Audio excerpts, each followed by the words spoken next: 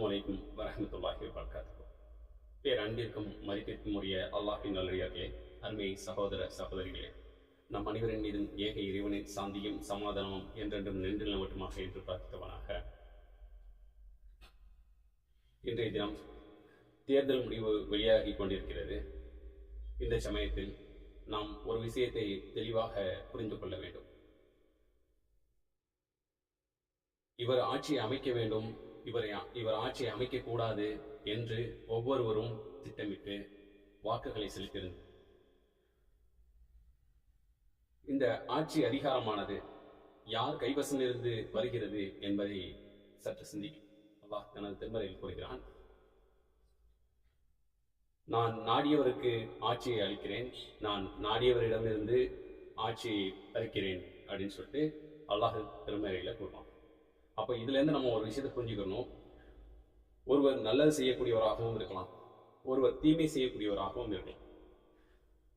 எவ்வாறு ஒருவரை தேர்ந்தெடுக்க வேண்டும் என்று நாம் சிந்தித்து நம்மளுடைய சக்திக்கு உட்பட்டு நம்மளுடைய வாக்குகளை செலுத்துகிறோம். எப்படிப்பட்ட ஒருவரை தேர்ந்தெடுக்க வேண்டும் என்று அல்லாஹ் அறிந்தவனாக இருக்கிறான்.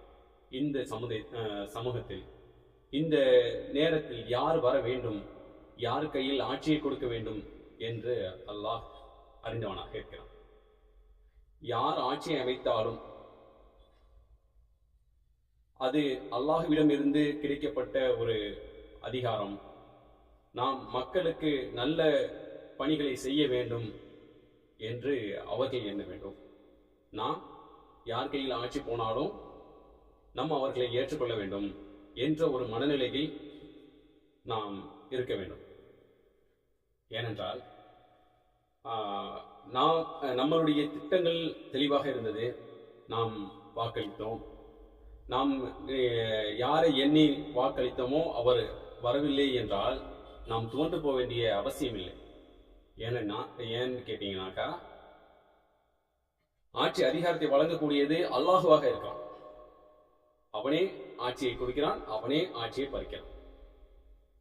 அப்போ யார் வந்தாலும் நம்ம ஏற்றுக்கக்கூடிய மனப்பான்மையில் இருக்கணும். யாராக இருந்தாலும் துவண்டு விடக்கூடாது.